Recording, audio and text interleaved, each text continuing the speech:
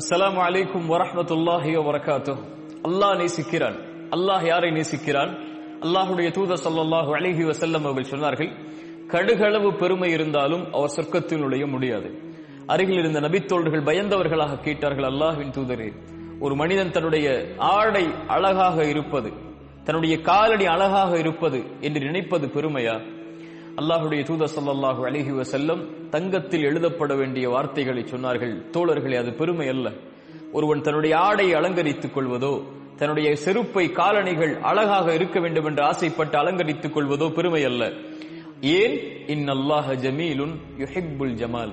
அல்லாஹ் அழகானவன், அழகை அல்லாஹ் விரும்பக்கூடியவன். சுப்ஹானல்லாஹ்.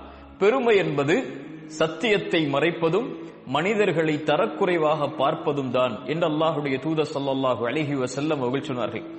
இன்னல்லாஹ ஜமீலுன் யுஹிப்புல் ஜமால். அல்லாஹ் அழகானவன், அழகை அல்லாஹ் விரும்பக்கூடியவன். ஒரு மனிதன் தன்னை அலங்கரித்துக் கொண்டால், மனிதர்களுக்கு முன்னால் கண்ணியத்தோடு அழகோடு அவன் காட்சியளிக்க வேண்டும் என்பதற்காக ஒரு சிரமத்தை எடுத்தால் அல்லாஹ் அந்த மனிதனை நேசிக்கிறான். அதில் பெருமை இல்லாமல், அதில் கண்ணியத்தோடு, அதில் அல்லாஹ்விற்கு நன்றி செலுத்தக்கூடிய தன்மையோடு அது கலந்திருந்தால் அல்லாஹ் அவனை விரும்புகிறான். அல்லாஹ்வுடைய தூதர் ஸல்லல்லாஹு அலைஹி வஸல்லமுடைய அழகை விவரிக்க முடியுமா? எப்போதும் தங்களை அழகிய முறையில் கண்ணியத்துடைய தோற்றத்தில் நறுமணத்தோடு அல்லாஹ்வுடைய தூதர் தங்களை வைத்திருப்பார்கள். நபித்தோழர்கள் சொல்கிறார்கள், சந்திரனை பார்ப்போம், தூதரை பார்ப்போம், சந்திரனை பார்ப்போம், தூதரை பார்ப்போம், சந்திரனை பார்ப்போம், தூதரை பார்ப்போம். சந்திரனின் பிரகாசத்தை விட தூதரின் பிரகாசம் மேலாக இருக்கும் என்று அல்லாஹ்வுடைய தூதர் ஸல்லல்லாஹு அலைஹி வஸல்லம் அவர்கள் சொன்னார்கள். இந்த துன்யாவில் 3 விஷயங்கள் விருப்பத்திற்குரியது. ஒன்று பெண்கள், ஹலாலான முறையில் அல்லாஹ் திருமணம் முடித்து வாழ தகுதியாக கொடுத்த பெண்கள். இரண்டாவது, அல்லாஹ்வுடைய தூதர் ஸல்லல்லாஹு அலைஹி வஸல்லம் சொன்னார்கள், நறுமண பொருட்கள். மூன்றாவது, தொழுகை, அதன் கண்ணின் குளிர்ச்சி என்று அல்லாஹ்வுடைய தூதர் ஸல்லல்லாஹு அலைஹி வஸல்லம் அவர்கள் சொன்னார்கள். அல்லாஹ்வுடைய தூதர் ஸல்லல்லாஹு அலைஹி வஸல்லமுடைய ஆடை, அல்லாஹ்வுடைய தூதர் ஸல்லல்லாஹு அலைஹி வஸல்லமுடைய முடி, இதை வரலாறுகளில் படித்து பாருங்கள். எவ்வளவு அழகிய தோற்றத்தில் தங்களை ஆக்கிக் கொள்ள முடியுமோ அவ்வளவு அழகிய தோற்றத்தில் மனிதர்களுக்கு முன்னால் அல்லாஹ்வுடைய தூதர் தங்களை ஆக்கிக் கொள்வார்கள். ஆடை அலங்கரிப்பதை அல்லாஹ்வுடைய தூதர் ஒருபோதும் விளக்கியதில்லை, தன்னை நபி என்பதால். வெள்ளிக்கிழமை என்றால் ஒரு தனி ஆடை, அரசர்களை, மக்களை சந்திக்க வேண்டும் என்றால் ஒரு தனி ஆடை, ஈதுடைய பெருநாட்கள் கொண்டாடப்படக்கூடிய நாட்கள் என்றால் ஒரு தனி ஆடை என்று அல்லாஹ்வுடைய தூதர் எப்போதும் நறுமணத்தோடும் அழகிய தோற்றத்தோடும் தங்களை ஆக்கிக் கொள்வார்கள். அல்லாஹ்வுடைய தூதருடைய சபைக்கு ஒரு மனிதர் வருகிறார். அவருடைய ஆடை கிழிந்திருக்கிறது. ரசூலுல்லாஹி ஸல்லல்லாஹு அலைஹி வஸல்லம் கேட்டார்கள், தோழரே, உனக்கு செல்வம் இல்லையா? அவர் சொன்னார், அல்லாஹ்வுடைய தூதரே, அல்லாஹ் எனக்கு எல்லா செல்வங்களையும் கொடுத்திருக்கிறான். ஒட்டகத்தை கொடுத்திருக்கிறான், குதிரைகளை கொடுத்திருக்கிறான்.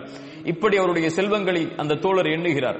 அல்லாஹ்வுடைய தூதர் ஸல்லல்லாஹு அலைஹி வஸல்லம் சொன்னார்கள், தோழரே, அல்லாஹ் உனக்கு செல்வத்தை கொடுத்திருந்தால் அவனுடைய அருளை உங்களுடைய தோற்றம் வாயிலாக நீங்கள் வெளிப்படுத்த வேண்டாமா? சுப்ஹானல்லாஹ். அல்லாஹ் உங்களுக்கு ஒரு அருள்கொடையை கொடுத்திருந்தால் செல்வத்தில், ஆடையில், அல்லாஹ் உங்களுக்கு இந்த உலக விஷயத்தில் பயன்படுத்தக்கூடிய விஷயங்களில் அதை வெளிப்படுத்துங்கள் கண்ணியத்தோடு தோழரே என்று அல்லாஹ்வுடைய தூதர் ஸல்லல்லாஹு அலைஹி வஸல்லம் சொன்னார்கள். அல்லாஹ்வுடைய தூதர் மேலும் சொன்னார்கள், அல்லாஹ் நேசிக்கிறான், அல்லாஹ் விரும்புகிறான் அல்லாஹ்வுடைய அருட்கொடைகளை வெளிப்படுத்தக்கூடிய மக்களை. வ அம்மா பிநிஅமதி ரப்பிக ஃபஹத்திஸ். குர்ஆன் சொல்லுகிறது, அல்லாஹ்வுடைய அருட்கொடைகளை வெளிப்படுத்துங்கள், அல்லாஹ்வுடைய அருட்கொடைகளை பேசுங்கள். அத்தஹத்துஸு பிநிஅமத்தில்லாஹி ஷுக்ர். அல்லாஹ்வுடைய அருட்கொடைகளை பேசுவது நன்றி என்று அல்லாஹ்வுடைய தூதர் ஸல்லல்லாஹு அலைஹி வஸல்லம் அவர்கள் சொன்னார்கள். தங்களுடைய ஆடைகளை அலங்கரிப்பது ஹலால், அல்லாஹ் அனுமதித்த ஒன்று. அல்லாஹ் அனுமதித்த அலங்காரங்களை மனிதர்கள் மீது யாரால் தடை செய்ய முடியும்? ஒருவர் தன்னுடைய ஆடையை அலங்கரித்துக் கொள்வதோ, தன்னுடைய செருப்பை அலங்கரித்துக் கொள்வதோ, தன்னுடைய வாகனத்தை அலங்கரித்துக் கொள்வதோ, தன்னுடைய வீட்டை அலங்கரித்துக் கொள்வதோ இஸ்ராஃப் இல்லாமல், வீண் விரயம் இல்லாமல், கண்ணியமான முறையில் நன்றி செலுத்தக்கூடிய தன்மையில் செய்தால் அல்லாஹ் ரப்புல் ஆலமீன் அவரை நேசிக்கிறார். ஹுது ஸீனத்தக்கும் இன்த குல்லி மஸ்ஜித். குர்ஆன் சொல்லுகிறது, பள்ளிக்கு வரும்போது, அல்லாஹ்வுடைய இல்லத்திற்கு வரும்போது உங்களை நீங்கள் தயார்படுத்திக் கொள்ளுங்கள். ஒரு அரசரை, ரப்பை சந்திக்க நீங்கள் செல்லுகிறீர்கள், நறுமணத்தோடு அழகிய ஆடைகளோடு சென்று கொள்ளுங்கள் என்று அல்லாஹ் ரப்புல் ஆலமீன் குர்ஆனிலே சொல்லுகிறான். உமர் இப்னு கத்தாப் ரலியல்லாஹு அன்ஹு அவர்கள் சொல்லுவார்கள், ஒரு வாலிபன் என்னை ஆச்சரியப்படுத்துகிறான். அவன் யார்? அவன் வணக்கசாலி, அல்லாஹ்வை வணங்குதலில் மேலானவன். ஆனால் வணங்குதலில் இருந்தாலும் தன் ஆடை அலங்கரித்துக் கொண்டு, தன்னை நறுமணத்தில் ஆக்கிக் கொண்டு ஒரு வாலிபன் இருந்தால் அவன் எனக்கு விருப்பத்திற்குரியவன் என்று உமர் இப்னு கத்தாப் ரலியல்லாஹு அன்ஹு அவர்கள் சொன்னார்கள். ஏன்? வணக்க வழிபாட்டில் இருப்பவர்கள் எல்லாம் ஒரு இழிவான அல்லது கிழிந்த தோற்றத்தில் தான் இருக்க வேண்டும் என்ற ஒரு நடைமுறை இந்த உலகத்தில் இருந்தது. இஸ்லாம் அதை மாற்றியது. அழகிய தோற்றத்தில், கண்ணியமான தோற்றத்தில், அல்லாஹ் உங்களுக்கு கொடுத்தவற்றிலிருந்து நீங்கள் எதை ஆடையாக அணிய விரும்புகிறீர்களோ எந்த தடையும் இல்லாமல் ஆண்களுக்கு அதை உலக மக்களுக்கு முன்னால் அல்லாஹ்வின் அருட்கொடை இது, அதற்கு நன்றியோடு கண்ணியத்தோடு வெளிப்படுத்துகிறேன் என்று வெளிப்படுத்துவதற்கு அல்லாஹ்வுடைய மார்க்கம் எல்லா உரிமைகளையும் வழங்கி இருக்கிறது.